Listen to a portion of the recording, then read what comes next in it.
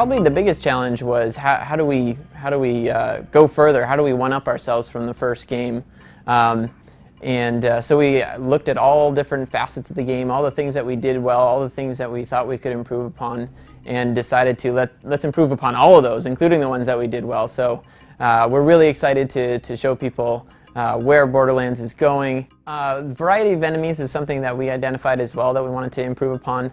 And so that's been a big focus for our efforts, and we've doubled the amount of enemies that different types of enemies that you'll see in Borderlands 2 compared to the first game, as well as each one of those, just like the first game, having many different variants that bring different types of gameplay. We're improving the fast travel system. That was sort of our teleport around the world system. We're improving that, integrating that better with the map, having more stations, things of that nature, as well, of course, our vehicles are the other means for getting around the world quickly. And we have lots of improvements in the way the vehicles move, the way they feel, the way they handle, as well as the weapon capabilities and how many players can pile on. We have 4-player vehicles, and even the riders are going to be able to shoot from the vehicle and either use built-in weapons or use their own weapons that they've collected.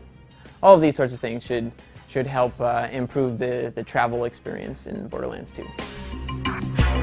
We needed to go further with the guns. How do we improve upon the guns? One of the areas that we're spending a lot of effort and we're really excited about is the visuals of the weapon. All the different weapon manufacturers have their own visual style, as well as additional gameplay elements that they bring. They still have all those statistical nuances that were there in the first game, but a lot of those are now brought forward into the way the gun shoots when you pull the trigger, the way it sounds, the way it looks. You're really going to have a much stronger association with your gun and how it works and who made it. We're doing a lot of interesting things with sort of mixing and finding ways to bring a lot of varied feels and weapon types to the types that we already have. So there's a lot more over-the-top kind of weapons that you'll be finding in the game, that assault rifles that feel like miniguns, guns that can also double as grenades, things of this manner. Co-op is an extremely important part of Borderlands. It was one of our biggest successful features and an area that we feel we really shine. And so allowing players to play together and knocking down as many barriers as we possibly can to allow more players to play, whether they're at different levels or at different parts of the story or doing different missions. We want to break down as many of those barriers as we can so more people can enjoy the co-op experience. In Borderlands 2, we're really going to be exploring a lot more of the different regions of Pandora.